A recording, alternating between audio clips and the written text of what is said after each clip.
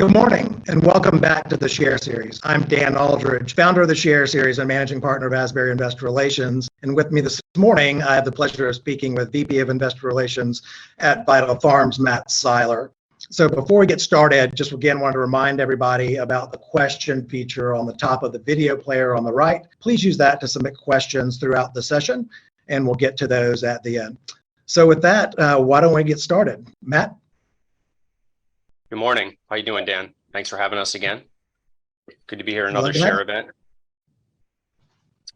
So why don't we get started with just kind of an overview, right, of Vital Farms, the high-level sales pitch. As you know, a lot of people are new to the story and the company.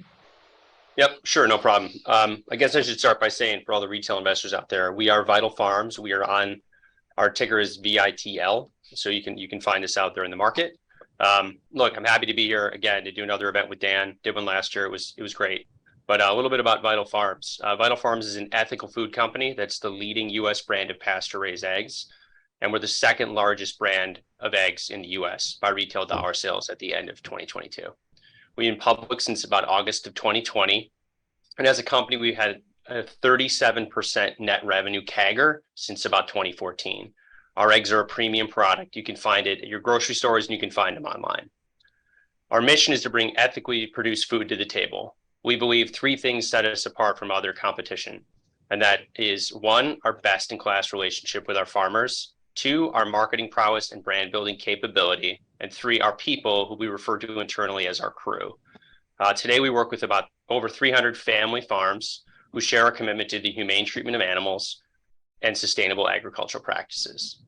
Our company is a little bit different than some others. We're built on a stakeholder model, right? And our flywheel is driven by what we do for each of our stakeholders. The stakeholders include our farmers and suppliers, our customers and our consumers, our crew members, our vendors, our stockholders, such as some of you may be in the room, and the community, animals, and the environment.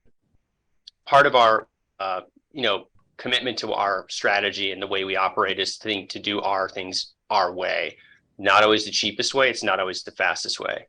We know many other competitors simply just never choose to do business the way that we do, weighing the benefits of kind of what each decision means to each stakeholder that I previously mentioned.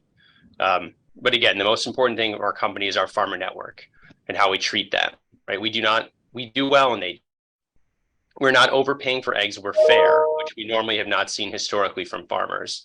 We work with them, which contrasts to kind of the traditional industrial system of each farmer only being paid on their own production, competing with the other farmers, even within the same company. We support our farmers internally. We have a grower support team that visit the farms often, and they're working to improve their outcomes, and we share best practices and knowledges across our farmer base.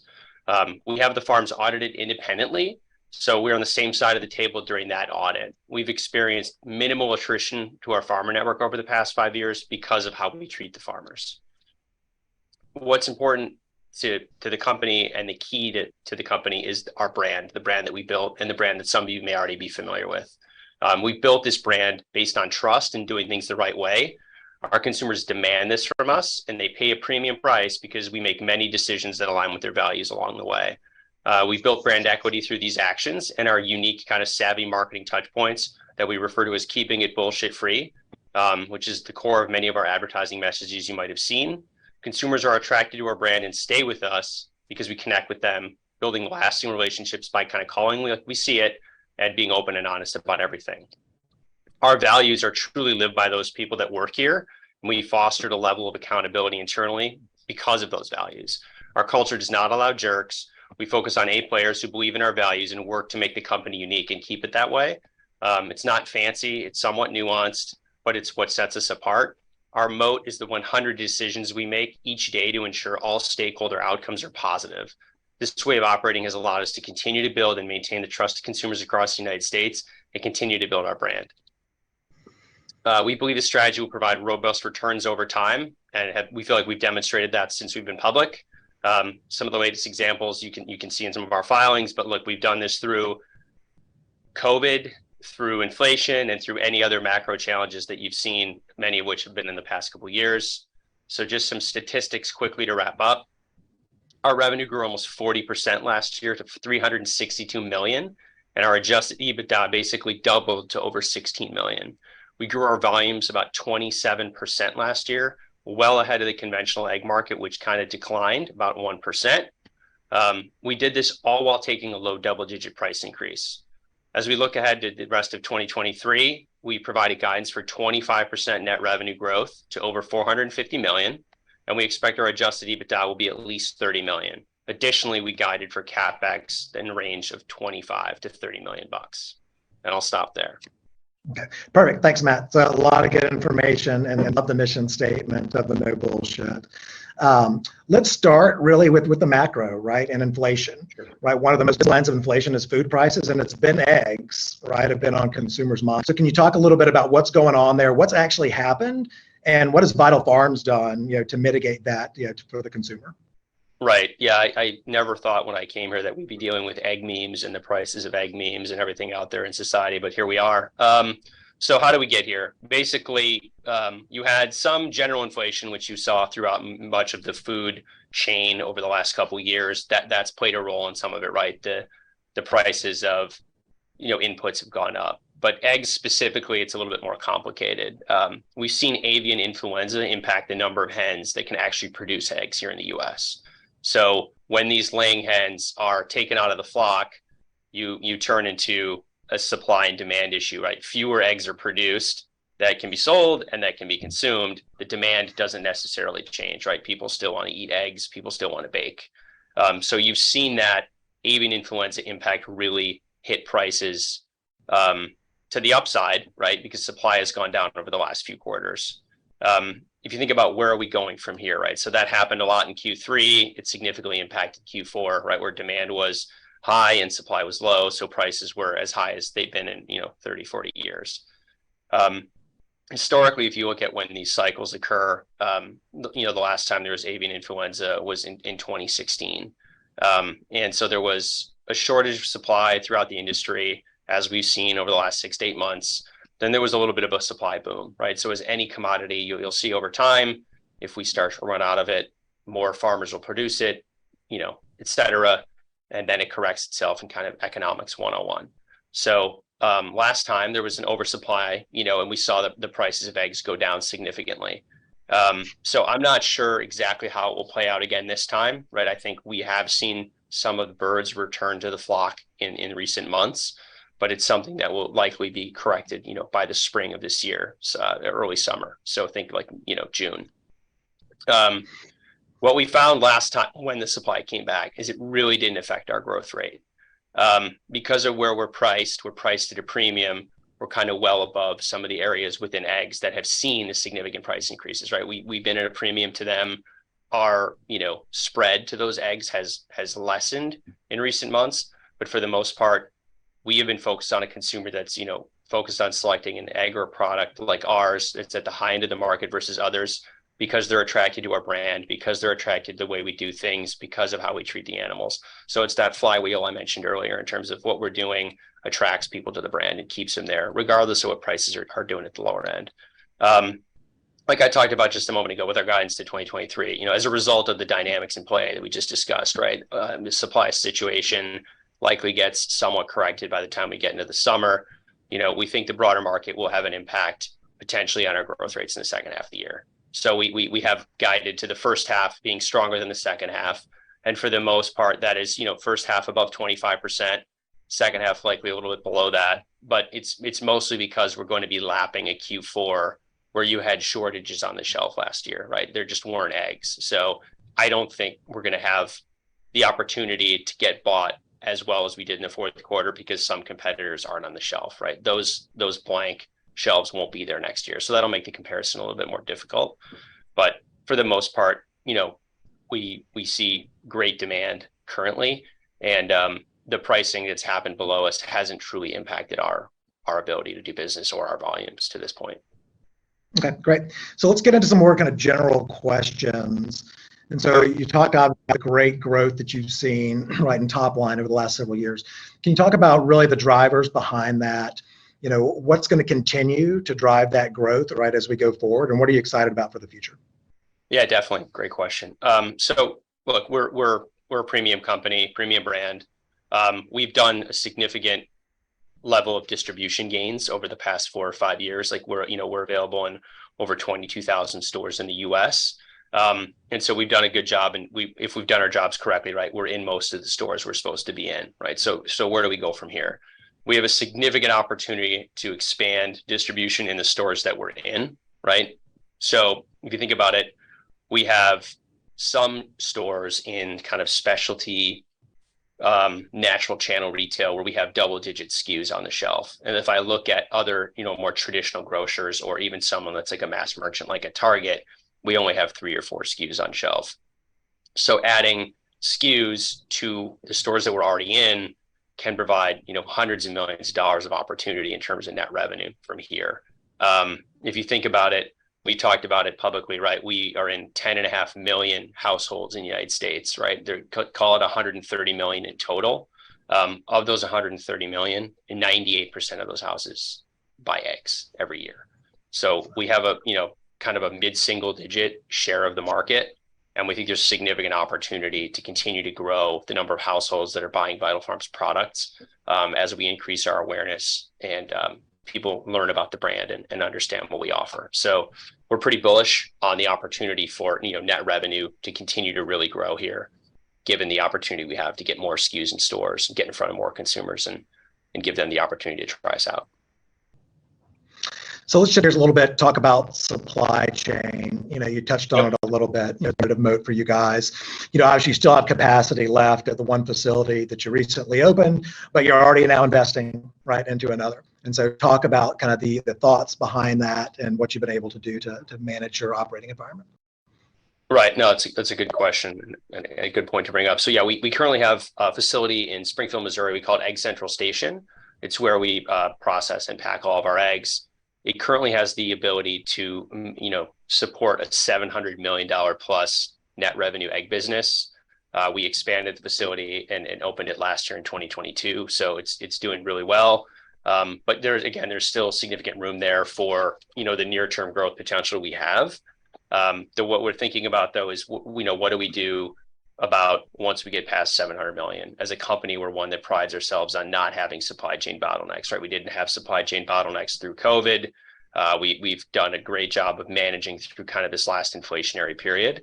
So we generally are looking for the site for the next ECS, and that's something we'll probably do in 2023. And from there, it probably will take a couple years to build the facility, but we should have it ready to go for when we need the capacity, potentially above that $700 million mark I just talked about.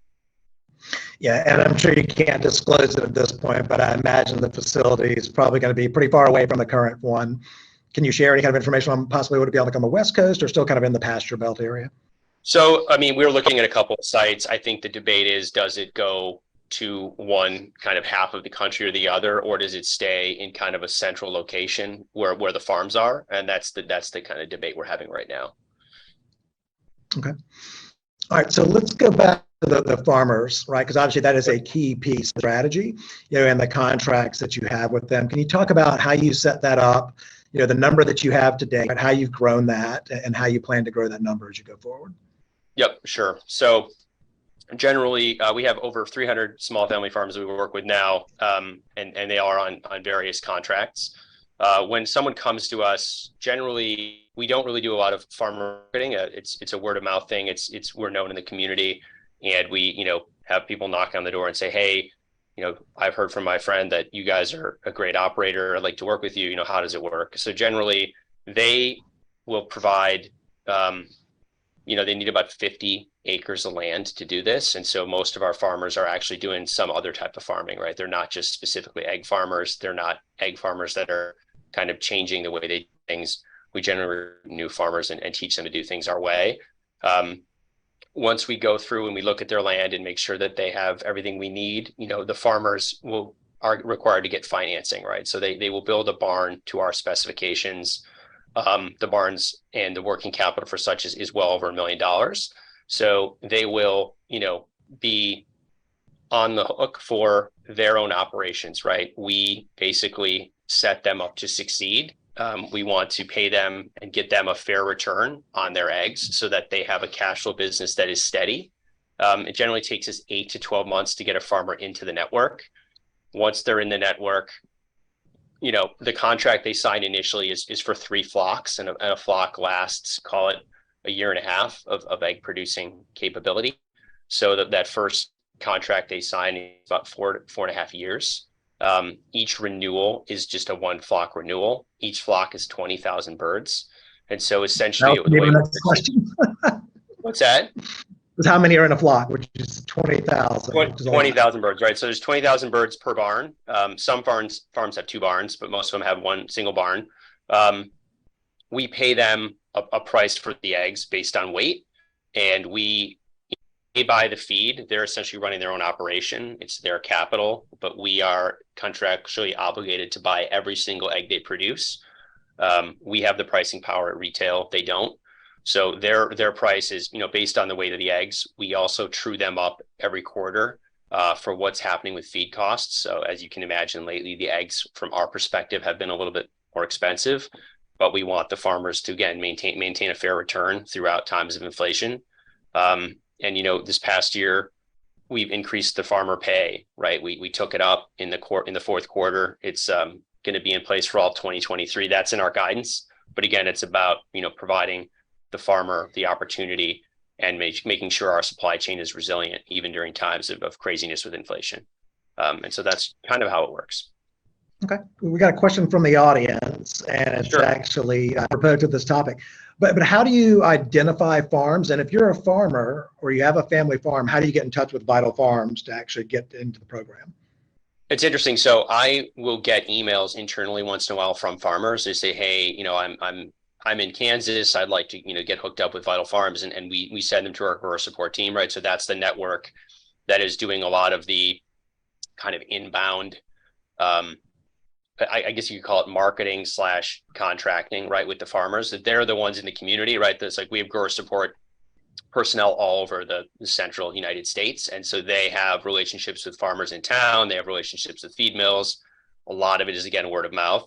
So they will hear, the grower support people will be out in the community and they'll hear so-and-so wants to come to Vital Farms. We do meetings, right, where it's like, hey, we are having a farmer meeting or we're having a grower meeting, and people are welcome to come to those. It's like an open house. Some of those are done, on an infrequent basis. It's maybe quarterly or half a year time that we do one of those, and people can come learn about Vital Farms and what we do. But it's a very low cost method of recruitment, and our brand and the way we treat people is paramount to them coming on board. Okay, so going back to the business, you talked about the price increase that you guys took in January. You talked about it a little bit. It's important just to highlight it again and talk about how that's going to impact your business move through the year. Sure. So we hadn't really taken pricing in many years, probably 4 or 5 years. We took a price increase on the broad portfolio last year in May. So some of that price increase is still flowing through. We took another one in January, which has gone into effect. We didn't have any pushback from retail. So essentially, if you think about our guidance, and we talked about, there's a significant benefit from pricing in Q1. The prices were both kind of a low double-digit dollar price increase, and we assume there'll be some elasticity which will come off of that number, and that's in our guidance. So essentially, we have taken price increase in January. We had one in May of last year. So the first half will be a little bit turbocharged, so to speak, from a revenue standpoint because of those price increases. And then, that will taper throughout the year. And, so far, so good. I would say last year when we took the price increase, we had modeled multiple, possibilities for what the elasticities would do. And they kind of came in line with what we thought, right? We saw some elasticities. We did lose some volume. I think where we were wrapping up, you were talking about the price increase. We'd gotten through that. And really the next kind of the area was consumer, right? And that's definitely one of your competitive advantages. So you talk about, right, who the average consumer is for Vital Farms and how that differs from your competitors. Yeah, I would say the one thing about our consumer that's a little bit different is we have a consumer that is making choices at the store and probably in other aspects of their life that reflect their values. And so if, they're concerned about the environment, or they're concerned about, the treatment of animals, or, what kind of packaging you're using, is it recyclable? those are the consumers that are drawn to Vital Farms because of the way we do things. And that consumer is honestly willing to spend a little bit more on everything if you are aligned with their values. And so that's the core consumer that we've attracted. I think that we will continue to see that type of consumer grow in the US. And that's kind of what we've seen in our data and the studies we've done on our consumer and other potential consumers, is like those aspects are more important to younger consumers and now even older consumers, right? Like I remember when I was, in my 20s, I wasn't really buying a product because I'm concerned about how it impacts the environment, but that has completely changed. And I think there's a younger demographic that is much more focused on that.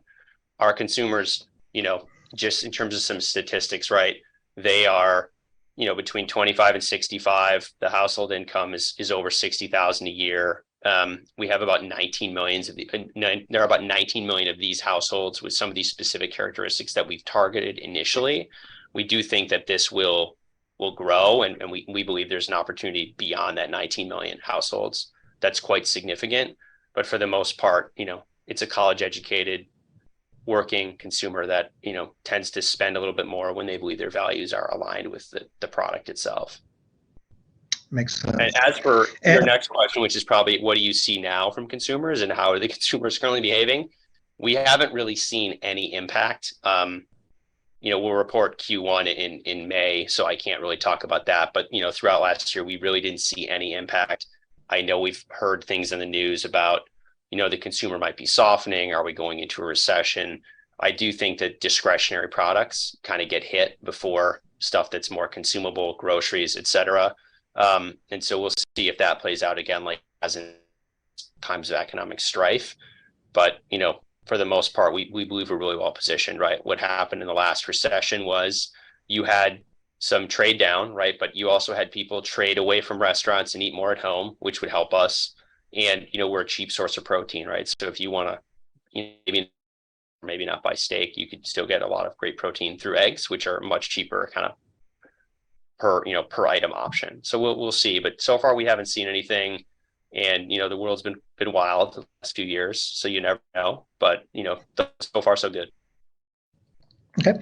And then switching gears a little bit, on the M&A front, is there anything in the pipeline? Obviously, you guys are investing a lot, right, into the capacity and the distribution. But is there anything from that perspective, anything from the new product front? I know there's been some talk about it, and, it's been kind of delayed a little bit, but anything you can say there would be great. Yeah, no. So we told investors that we were working on having a new product and going into a new category in 2023. We're still working on it. Hopefully we'll have some news to share soon. We said it would be either in the poultry category or the dairy category. We haven't disclosed to investors what category it is. We know what it is. We've known for months and we've been working on it. So all I can say is we're very excited to talk about it, and more to come soon. I'm excited to see what it's going to be. So that just came in, and you may have talked on this before, but this is actually a practical one where someone wants to know, where they can find your products. And then from a revenue perspective, along the same lines, have you seen anything different from a geographical perspective?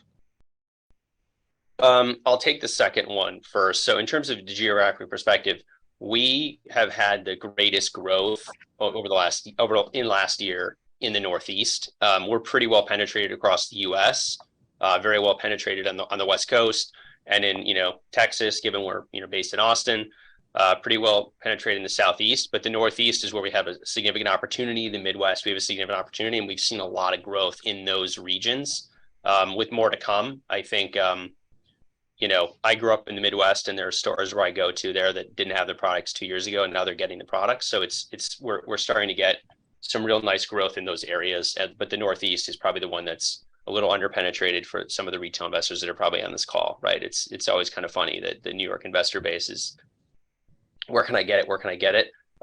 Look, we're on Amazon all over the place. You can find us there, and you should be able to find us at most of your local stores. We're in Target, we're in Whole Foods, Kroger, any major kind of supermarket banner you can think of, we should be located in. You should be able to find us there.